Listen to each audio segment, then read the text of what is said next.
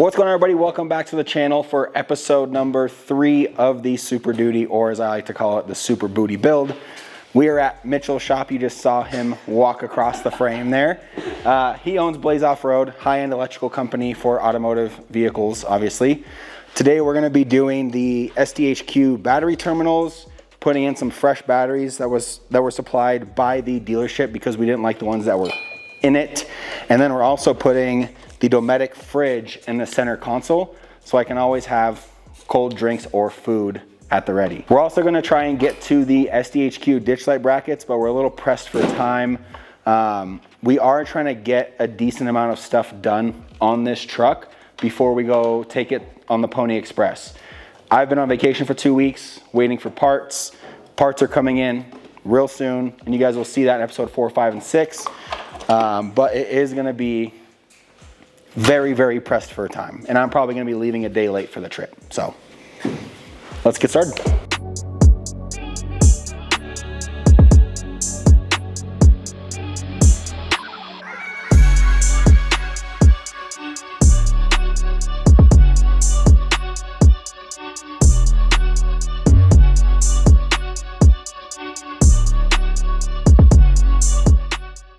A little trimmy trim, snip, snip, snip.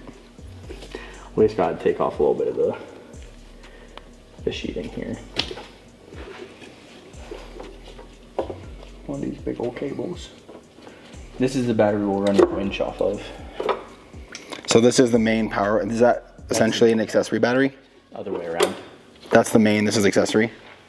They're not, on Super Duties, they're not really done like that. Like, they're tied together as one battery. There is no like isolator or anything like that. They're just hardwired together. So they're both the. So they're both. You just have a really big battery split in half. Dang. So excited. So he's frozen.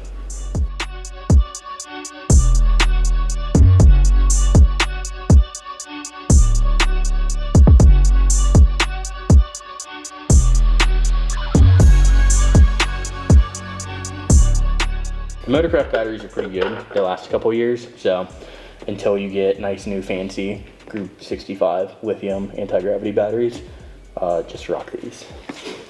We have a bunch of SDHQ goodies on the table here. We're gonna start by doing the terminals on the driver's side. That's just these HD terminals here. Not the fancy complete terminals. I mean, they are pretty fancy. They're still billet, like super nice terminals, but with not having as many connections, you don't need them. Now, a little tip for you. So it does come with these crimp-on connectors, and if you don't have the means or the proper tools to actually cut, strip, and re-crimp actual cable lugs to your cables, these are awesome, and you should buy this specific kit from SDHQ or from us, blazeoffroad.com. If you don't have to run these, if you do have the tools to do those cables properly, I think you should just buy 2 of these kits. It's probably about the same price, if not a little bit cheaper, but then you have all of those connections on both sides, and anytime you're trying to wire something in the future, it makes it a little bit easier. So this is the kit from SDHQ for this truck. It's what most of you will run, but if you do have those specialty tools, you should just go ahead and grab 2 of these guys and get that installed. So we're gonna go ahead though, finish this kit out, and we're gonna put the HD terminals on the driver's side, and then these terminals on the passenger side. Maybe we'll build new billet tie downs for Super Duties. You should do that. Because these are not good at all. I actually designed them. The problem is the price. It'd be like $400 for 2 of them, just because this side's recessed, so the machine time's kind of ridiculous. So it'd be pricey. All right, that's nice and tight. That's what you want. Brother. You want it nice and tight. Get that bolt all the way on. You have 2 options here when it comes to how you mount this terminal. You can mount it nice and straight and square, and that's fine and dandy, but you'll have to cut off the there's a metal clip built into this cable right here around the sheathing from Ford that mounts to this stud. And then you can just kind of zip tie this or lay it right here, but just because this truck will get used on dirt roads and off-road and beat pretty hard in that scenario, I do like to keep this mount here because you got plenty of cable to mount it to go further with it, but I like keeping that factory mount. It's nice and solid, keeps the cable right where it should be. So you just turn that sideways a little bit and it lines up perfect.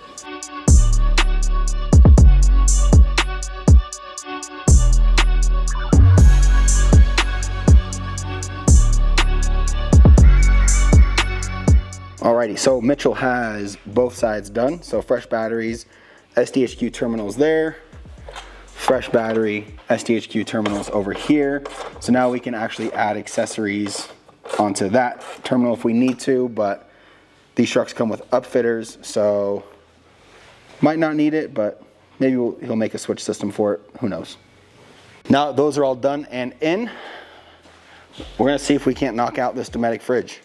Mitchell's done it before, which is a big help. As you guys know, the first time you do something, it takes about 5 times as long as it should. Now that he's done it, it should be quicker.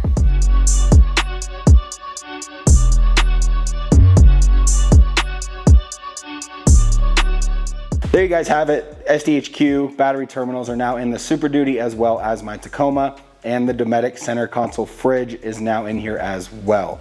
The Tacoma is probably never going to get a fridge in the center console because they are a little girl's truck and they are obviously not real. Now that I have a real truck, I can do real truck things. So. Everybody's been telling you for years in the comments, get a real truck, get a real man's truck. He finally got a real man's truck. I got a big girl's truck. Yeah.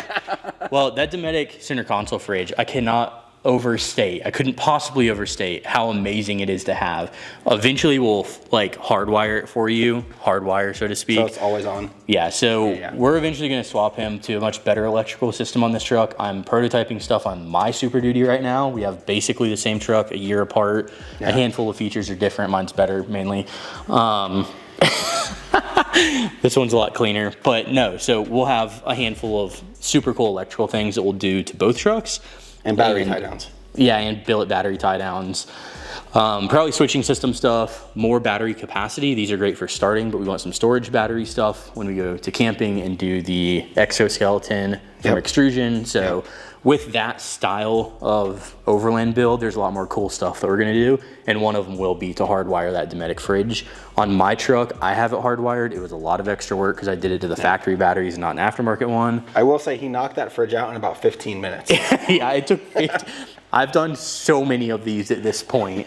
So yeah, it was super easy. I got the drill bit on deck. It's like he was like, time me. I was like, all right, 15 minutes. 15 minutes. Probably could have done it quicker if we had a vacuum too, but no, the Dometic fridges are great. I'm excited for what we have coming for this truck. The Carli Dominator kit you're gonna do in the next video actually is gonna be sick. Yep, so next episode is the Carli Dominator kit. Trot Automotive's installing that. It's gonna get 3.0 Kings and it's gonna be a rowdy truck. It's polished KMC wheels, just like the Tacoma. They're not beadlocks, but it'll be on 37-inch all-terrain, so it's gonna mirror the Tacoma, and eventually it'll be wrapped, but you guys can stay tuned for all that. Yeah, if you haven't seen the videos of the Carli Dominator kit, this truck keeps up with SVC built long travel Raptors through whoops and stuff with that kit. So the Carli Dominator kit is designed to take this truck through like 2 to 3 foot whoops, and which is the height of the tire, 3 foot whoops, and like it's insane how good the Carli Dominator kit is. So I'm very excited to jump this truck next week on our trip. Yeah, we might. But if you guys want to stay tuned and watch this truck kind of unfold and this build unfold, it is going to essentially mirror the Tacoma. So when I'm towing the Tacoma, they'll look like twins. But hope you liked this video. If you did, make sure to like, comment, subscribe. Check out blazeoffroad.com for all your electrical needs. Mitchell does all the wiring on all my vehicles. We're gonna try and figure out a hybrid RAV4 eventually, but that's a future us problem. But we'll see you guys in the next episode. Later. I'll catch you in episode 21 when we do the full bed electrical system on this with the extrusion exoskeleton.